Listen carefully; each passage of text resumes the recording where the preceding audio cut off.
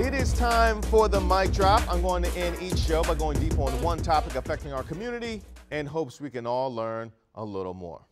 Now, while watching Adam's piece on Halim Flowers, full disclosure, I saw it this afternoon. One of the perks of hosting the show, I was immediately taken aback to Monday's mic drop, where, by the way, I asked, what is the appropriate age for a person to receive a sentence of life in prison without the possibility of parole? Now, this came in relation to Lee Boyd Malvo and his legal petition for that possibility.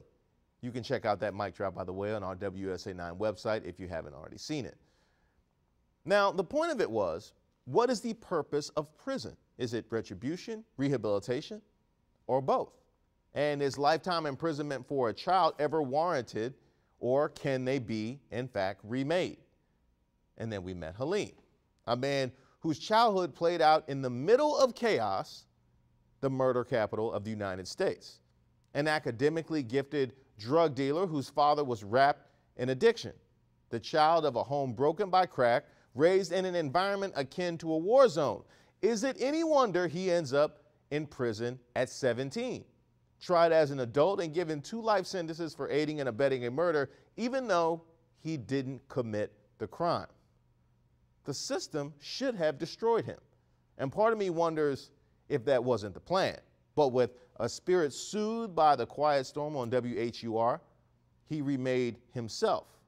Or maybe it wasn't remaking, maybe it was just a making.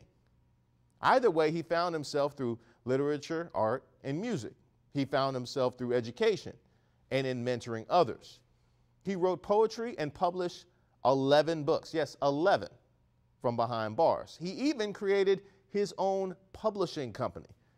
He became the vibrant man that he is today, a beautiful father with a family of his own, a self-taught artist whose work hangs alongside fellow masters, a son of parents now living their own good lives. Now, it's likely that if not for the sentencing reforms of the D.C. Council's Incarceration Reductions Amendment Act, none of this would have happened. Halim languishes in prison, where he's denied his art, and the system just rolls right along. Now listen, I'm no bleeding heart. There are people who should be in jail for the rest of their lives. Just as Halim is a living testament to the power of rehabilitation, there are examples of people leaving jail and committing horrible acts.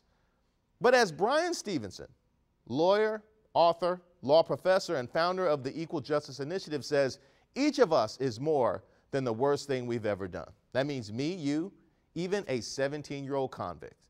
Who can say what any of us may become? That's it for Open Mic. I'll see you same time tomorrow. You guys have a good one.